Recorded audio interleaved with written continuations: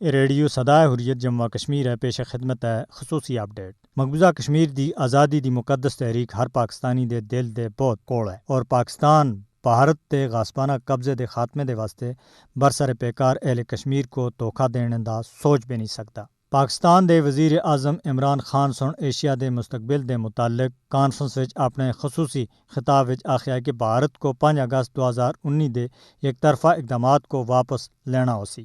اپنے خطاب وچ جناب عمران خان سن مزید آخیا کہ اقوام متحدہ دی قرارداداں اور کشمیری عوام دی خواہشات کے مطابق مسئلہ کشمیر کو پرامن طور دے اتے حل اور بامقصد بات چیت کے واسطے ایک قابل قبول ماحول پیدا کرنا ہو سی۔ پاکستان دے وزیر اعظم بننے تھی بعد تھی ہی عمران خان تمام عالمی فورما دے اتے اہل کشمیر دی بھرپور حمایت اور مسئلہ کشمیر کو اجاگر کر رہا ہے۔ پاکستان دے وزیر خارجہ شاہ محمود قریشی ہوراں سن امریکی شہر نیو یارک وچ پاکستانی کمیونٹی دے خطاب کردیاں ہویاں واضح طور دے اتے آخیا کہ عمران خان تاجر نہیں ہیں اور وہ مسئلہ کشمیر دے اتے کوئی سمجھوتا نہیں کر سکتے۔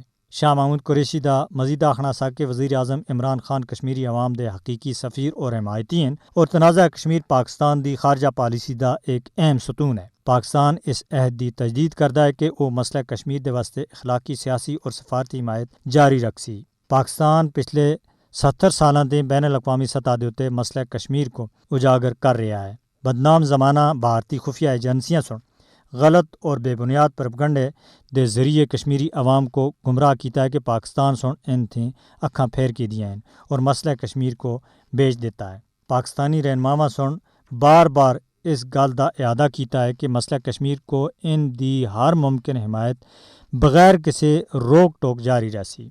ہر پاکستانی مقبوضہ جموں کشمیر دے مظلوم عوام دے نال کھلتا دا ہے اور اہل کشمیر دی آزادی دی جدوجہد دی غیر متزلزل حمایت کر دین۔